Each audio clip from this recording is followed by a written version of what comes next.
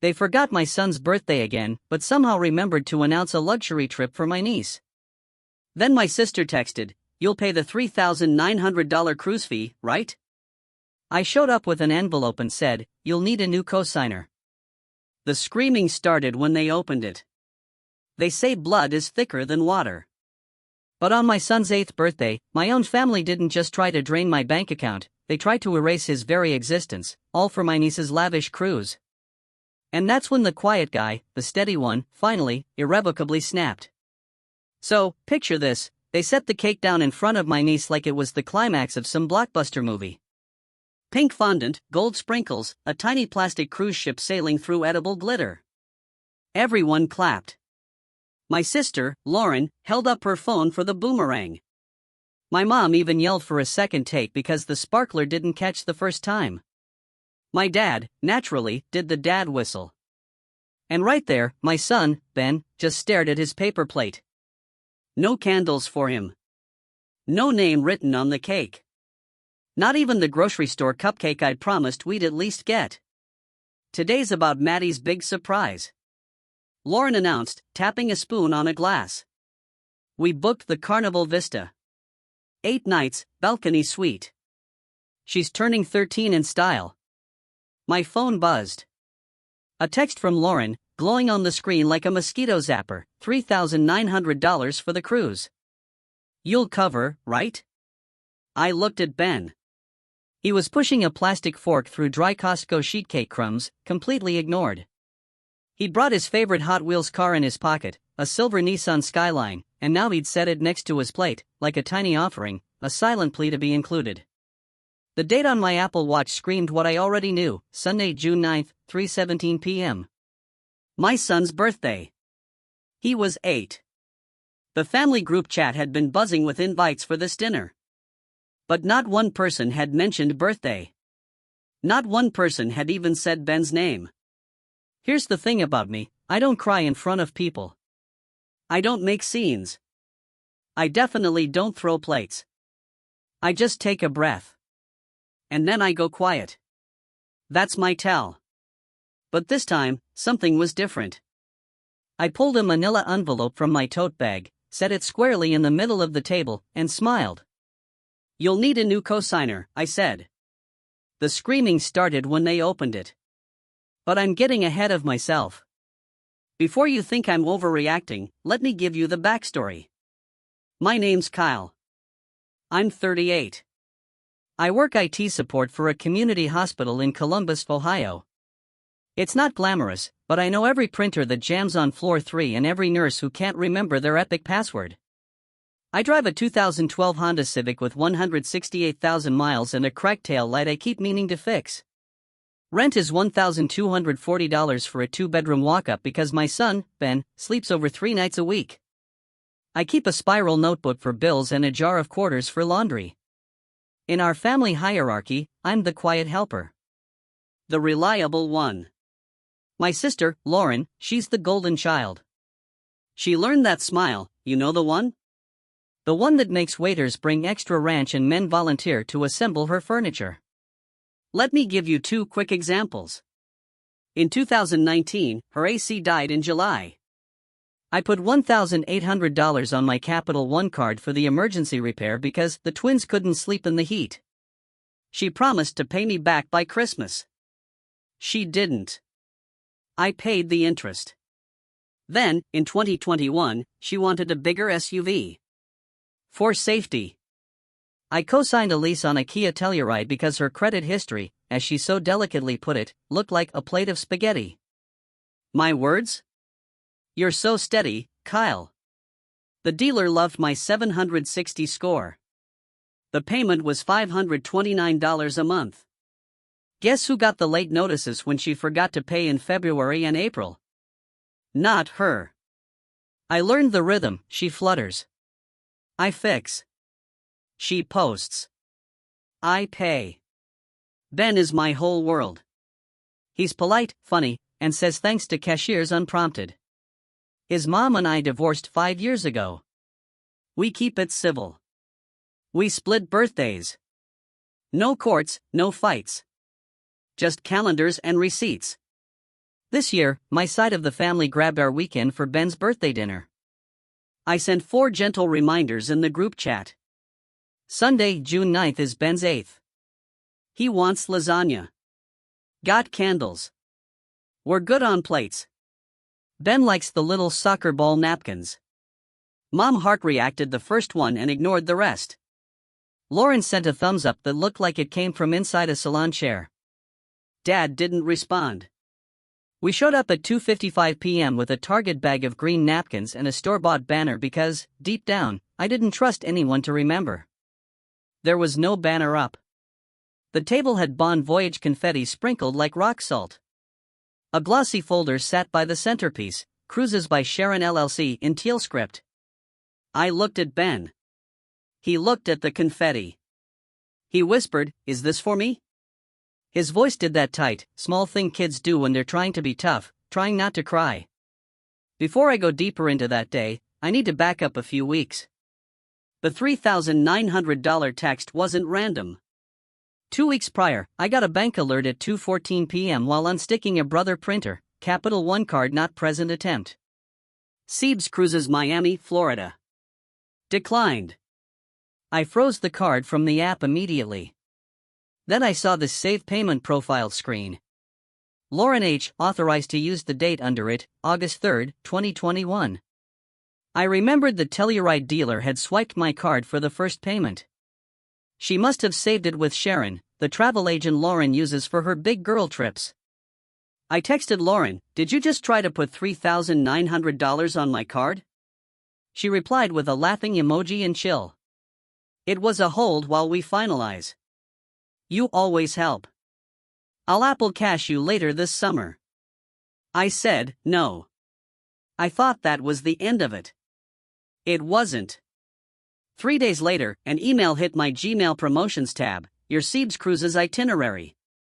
Balance due, $3,900. Primary contact, Lauren H. Payment method, Kyle H.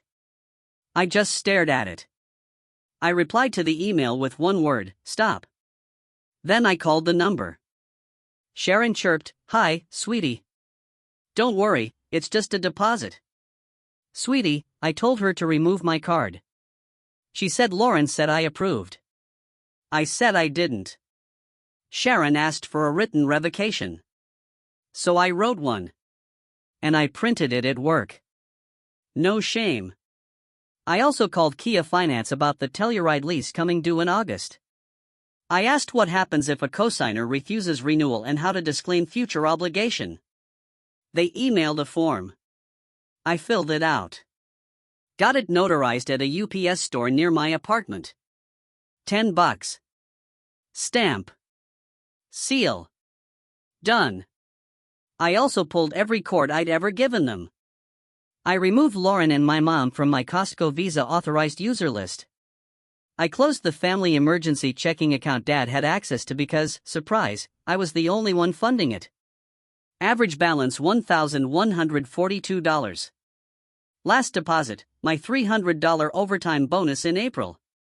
Last withdrawal, a $286 Sephora charge. I stopped being the plan owner on the family phone. Moved Ben and me to prepaid. I even changed the Netflix password, which, to be fair, I should have done months ago when someone rented Trolls World Tour twice. I put all the papers into that manila envelope. The Kia cosigner rescission. The Capital One authorized user removal confirmation. A copy of my email to Sharon with a USPS certified mail receipt stuck to it. And, centerpiece to it all, the screenshot, 2:14 p.m., $3,900, declined, Seebs Cruises. The proof was simple. It always is. So, when that cruise ship cake rolled out and no one, said my kid's name, I set the envelope on the table. Hook set. Line tight. Open it. I told you it didn't blow up all at once. It climbed in steps, like a bad song on repeat. Step 1 was the forgetting with a smile. Mom kissed Ben's head without really looking at him and said, "You're getting so tall," like it was just any Sunday. Then she turned to Lauren, "Do you think 8 nights is too long? I don't want Maddie to miss her piano lesson." Ben whispered, "It's okay. We can do my cake at home."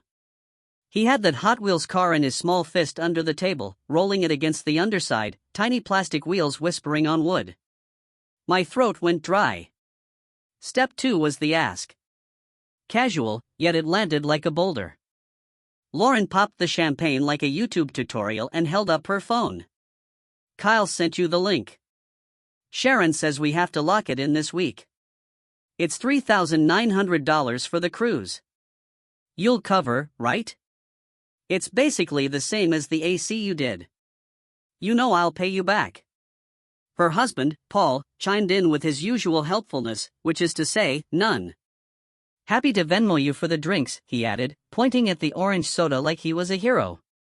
I just said, no. He laughed like I'd told a joke. "What?"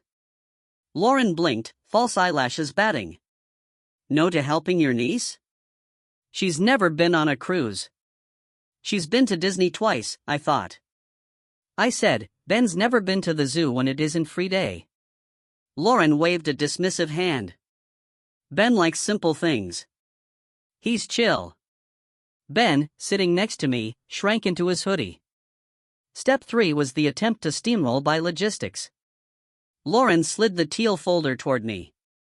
Inside were printouts, Carnival Vista. Itinerary. Miami, Cozumel, Grand Cayman, Ochos Rios. Balcony Stateroom 10214. Deposit placed. Balance due. Her nails tapped the total like it was a buzzer on a game show. "You can just call Capital One later. Tell them to unfreeze." Sharon said the hold fell off. "She can rerun tonight or you can Zelle her." She even sent Sharon's QR. Mom chimed in. "You know, Kyle, your sister always plans nice things for us. It takes a village." "It's Ben's birthday," I said evenly. And no, step 4 was the first hit below the belt. Lauren leaned in. "You always get like this when it's not about you. You think you're better because you don't ask for help. Newsflash, you're not the only parent here." I didn't shout. I didn't shake. I just reached for the envelope and slid it to the center of the table. "What's this?" Mom asked, peeking as if it were a wedding invitation. "Instructions," I said. Lauren snorted and flicked the metal clasp. She pulled out the papers and read. Her lips moved. She got to the bank screenshot and stopped. The quiet in the room shifted. You could hear Ben's little car scratching on the underside of the table. You could hear the fridge kick on. I swear you could hear my heartbeat. Her voice lost the sugar. "Are you kidding me? The card was declined?" "I didn't approve it," I said. "You always approved," she snapped. "That's the arrangement." "No," I said. "That was me being nice. This is me being done." Step 5, the scream. There's always a scream. Lauren threw the key a form like a magician discards a card. "You can't pull out of my car like that. Renewal is next month." "I can't," I said. And I did. "I'm not your cosigner anymore." She turned to Mom like the teacher's pet appealing to the principal. "Mom." Mom's voice turned sharp, the one that used to fill our hallway. "Kyle, this is vindictive." Ben flinched. I put my hand on his shoulder. "Steady." Dad, who had been mostly furniture since 2012, finally weighed in. "We'll talk about this later." "No," I said. "We'll talk about it now." The proof did the work. It always does. The screenshot was the lever. The certified mail receipt was the wedge. The words "authorized user removed" were the nails. Paul tried a new angle. "Look, man, it's not like you're hurting for cash. You're always fine." "I'm fine because I don't put cruises on other people's cards," I said. Lauren said the thing that showed the whole system. "You're the steady one, Kyle. That's literally your job in this family. You don't even like nice stuff." I watched my son tuck the Hot Wheels into his hoodie pocket like he was packing up himself. That was the moment I felt something tilt from annoyance to absolute clarity. Not rage. Not vengeance. Boundary. And then my phone buzzed again. Another bank alert lit the screen like a flare. Capital One card not present attempt. $986.47. Sharon Travel Agency. Declined. Blunt proof, round 2. I turned the phone so everyone could see. That's fraud, I said. Lauren's face went gray. She'd either told Sharon to try the card again, or Sharon had decided to retry. Either way, it wasn't an accident. Either way, the room got very small. I slid the phone next to the envelope. Now we're done. Ben had been so good. Too good. Kids learn what's allowed by watching their adults. He'd been taught to be invisible to keep the peace. He tugged my sleeve. Can we go home, Dad? In a minute, I said softly. We'll grab ice cream. Lauren tried one last time. There's always a last time. A Hail Mary coated in sugar. Kyle, you're blowing this out of proportion. It's not about the money. It's about experiences. Maddie's 13 once. Ben is 8 once, I countered. It's not like we didn't plan something for him, she added quickly, eyes darting to Mom. Mom brightened. We got him a gift card. She pulled a CVS bag from the counter and produced a $25 Roblox card like a rabbit from a hat. It still had the little perforated hole from the checkout display. She waved it. Ben, God bless him, said, thanks, Grandma, his voice doing the polite thing kids do when they're trying not to let their face show what they really feel. I put both hands flat on the table. Come on. The envelope has everything you need to know, I said. I already sent the copies. The Kia letter is notarized. The travel agent has my revocation certified mail tracking number. The bank has the fraud attempts flagged. I removed you from my cards and closed the account. Dad kept tapping for emergencies that somehow look like Sephora and Dick's Sporting Goods. And the family phone plan ends July 1st. I'm not paying for Paul's Unlimited anymore. Dad bristled. I paid you back for Dick's. He hadn't. $184.22 on April 19th, running shoes. I could picture the receipt. Lauren's voice went high, sharp. So, you're cutting us off over a misunderstanding? I met her eyes. You saved my card with a travel agent. You tried to charge $3,900 and then $986.47 today. That's not a misunderstanding. That's theft with better lighting. She pushed her chair back so fast it scraped. You're cruel. I'm tired, I said. She jabbed a finger toward Ben. You're teaching him to be stingy, to be alone. I glanced at Ben. He wasn't looking at anyone. He was staring at the Hot Wheels car in his hand, tracing the outline with his thumb. Little steady circles. I thought of every time I'd been the quiet helper and called it love. The AAA tow at 11:42 p.m. for $129. The Venmo, can you spot me rent? For $900. The forgot my wallet dinners that I paid with Tap to Pay and went home to an overdraft text. The picture of the family trip I'd have funded that I wasn't invited to because space was limited, but somehow there was a second suite for Lauren's friend, Jenna. I stood. I didn't raise my voice. I didn't make a speech. I picked up the envelope and took out one more page. I hadn't planned to show it, but the second bank alert made it simple.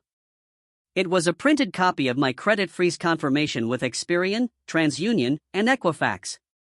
Dates, June 6th at 8:02 p.m., 8:05 p.m., 8:10 p.m. I set them next to the cake knife. For what it's worth, I said, no one can open anything in my name anymore. Not a phone, not a store card, not a quick loan for deposits. It's done. Mom tried the pity angle. You know your sister has been stressed. The twins' summer camps, the mortgage. Then she should plan within her budget, I said. Like everyone else. Lauren knocked over a flute. It clinked and rolled, and the noise made Ben flinch again. That decided it for me. I turned to him. "Ready, buddy?" He nodded. I grabbed the Target bag with the soccer ball napkins and the dollar store banner I'd bought. It felt both pathetic and exactly right. I took the Hot Wheels car from his hand and slipped it into my pocket so I could hold his with both of mine. As we reached the door, Lauren called after me, her voice shaking with rage. "If you walk out, don't come back asking for help when your precious car finally dies." I turned just once. "I don't ask," I said. And then we left. We drove 5 minutes to UDF for birthday milkshakes. Not fancy chocolate for him, mint chip for me because that's the rule. He didn't say much. I didn't push. At the register, I bought a single candle from the little seasonal display, 99 cents, and a book of matches. The kid behind the counter, a teenager with permanent summer hair, said, "Happy birthday, dude," to Ben like he meant it. We sat at a sticky table near the window. I stuck the candle in his shake. We sang. Just us. Quiet. He smiled, that small, real smile that reminds me why I get up for 5:30 a.m. passwords and broken scanners. Some moments are enough. Back home, we taped the cheap banner over my kitchen doorway and ate freezer lasagna. I let him stay up till 10:30 playing Mario Kart. His mom FaceTimed at 8:12 to sing with us and promised a park day next weekend. He went to sleep smelling like syrup and soap, clutching that Skyline Hot Wheels. My phone started vibrating at 7:19 p.m. and didn't stop for hours. Lauren called 3 times. Mom called once, then sent a paragraph about family unity. Paul texted, "Dude, fix this. You made her cry." Sharon from the travel agency left a voicemail threatening a cancellation fee. I saved it. I didn't reply that night or the next morning. I put the phone on Do Not Disturb and took Ben to Kosai. We built a paper rocket. We ate pretzels. We spent $18 on a dinosaur toy that was not in the budget, and I didn't care. On Tuesday, consequences began to land where they belonged. At 10:06 a.m., Kia Finance emailed, "Cosigner removal acknowledged. Renewal will require new qualified applicant." The attached PDF had the notary stamp clear as daylight. At 1:32 p.m., Capital One pushed a notification, dispute case opened. Sharon Travel Agency $986.47 pending attempt marked fraudulent. Account secure. I uploaded the screenshot and the invoice email with my name on it that I never authorized. One proof, one story, no flourishes. At 3:44 p.m., T-Mobile, your account will close July 1st, numbers, personal information. Transferring out. I moved mine and Ben's numbers 2 streets over to a prepaid plan. $60 a month, taxes included. No shared logins. No random iCloud photos of other people's dogs on my phone roll. At 6:11 p.m., Mom texted, "What you did was cruel." Then we already paid for the cake and the decorations for Maddie. Did you think of that? I typed and erased 3 replies before landing on the only one that mattered. Ben's birthday was June 9th. She didn't answer. On Wednesday, a certified mail notice popped in my informed delivery. I went to the post office after work and signed the green card. Inside was a letter from Sharon on teal letterhead, "We have removed your payment information from our systems. Please note a $150 planning fee applies." I circled the line with a red pen and wrote "No contract, no fee," and dropped it in the blue box with copies of my revocation email and her invoice addressed to me. I'm not a lawyer. I'm just a guy who keeps paperwork. Sometimes that's enough. Thursday morning, Lauren showed up outside my apartment. The building has a buzzer. She called 6 times between 7:58 and 8:07 a.m. I let her stand there. She texted a picture of my Civic with the cracked tail light and wrote, "Hope it runs forever, Saint." I took a photo of the credit freeze confirmation and sent back, "It will, and if it doesn't, I'll take the bus." At lunch, my boss asked if everything was okay because I was quiet even for me. I told him, "Yeah, long weekend with family." He laughed like he knew. Everyone knows. Friday, Dad called. He never calls. He said, "Your sister is embarrassed. You made a scene." I said, "I didn't yell." He paused. Then he surprised me. "She says the dealer wants a new cosigner by Monday." I'm not it. I said, "Okay." He said, and then softer, "Your mom is stubborn. She'll come around." I didn't ask him to make her. That's not my job anymore. Saturday, Lauren posted an Instagram story of Maddie blowing out candles in their kitchen. The caption, "Plan B, you can't cancel joy." I watched it once. There were 2 candles shaped like a 1 and a 3 stuck in a Costco cheesecake. Good choice. No boat on top. In the background, I could hear Lauren say, "Smile, baby." And it used to twist something in me. It didn't. At 8:03 p.m., I got a quiet text from an unknown number. "Hey, Uncle Kyle. Thanks for helping my mom with stuff. I know she's a lot sometimes. Tell Ben happy birthday for me." It was from Maddie. Kids see more than the grown-ups think. I sent back a picture of the dinosaur from Kosai and said, "Thanks, kiddo. Come with us to the zoo later this summer." My treat. No boats. On Sunday, we did Ben's party in my living room. 3 friends from school, 2 pizzas, a soccer ball cake I baked from a pan I bought on clearance at Joann's for $7. A banner that said Happy 8 that we deserved. He blew out the candles while the cat tried to climb the gift bag tower. He asked if he could invite Grandma next year. I said, "We'll see." He nodded like he already knew the answer. Here's what changed and what didn't. I didn't send a mass text announcing a cutoff. I didn't post screenshots. I didn't threaten. I just put the locks where they belonged. I removed every authorized user. I closed the slush account. I froze my credit. I declined to be the fall guy. I kept receipts, emails, stamps, timestamps. I told my kid the truth in small sentences he could carry. People who love you show up. People who don't, don't. We went to the zoo on a Monday when it was half price. It felt like a luxury cruise. Mom still sends occasional texts shaped like guilt. Family is everything. Don't punish your sister. You know she means well. I reply with practical facts. Ben's teacher conference is Thursday. I'll bring macaroni to Thanksgiving. I'm not a cosigner. Please don't share my number with service people. Lauren hasn't apologized. That's fine. She found a new cosigner for the Kia somehow. Paul's uncle, I heard through the grapevine. The cruise became a long weekend at Kalahari. She posted the wave pool with the same captions, different water, same camera angle. She tried to run a $129 reservation deposit with Sharon again a week later. Capital One pushed a blocked alert. I smiled and went back to resetting a password for a nurse who calls me kiddo, even though she's probably 5 years younger than me. If you're waiting for a big speech, there wasn't one. That's the point. The last time I went to my parents' house, I didn't bring my wallet inside. We stayed an hour. Ben built a Lego set in the corner. Mom asked if I'd thought any more about fixing the rift. I said, I fixed my accounts.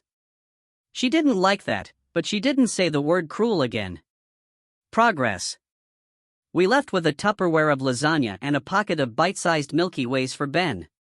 He shared one with me in the car. Chocolate on the steering wheel. Little kid laughter. The Civic's AC trying its best. Enough. I'm not a resource. I'm a person, a dad, a steady one, sure, but steady doesn't mean endless. It means I know how to stand. That envelope on the table wasn't an attack. It was a boundary you could print and stamp and screenshot. It was a way of saying, my kid is not invisible. Neither am I. And when the screaming started, I didn't match it. I just left, holding a little hand, with a Hot Wheels car ticking against my palm like a second, better heartbeat.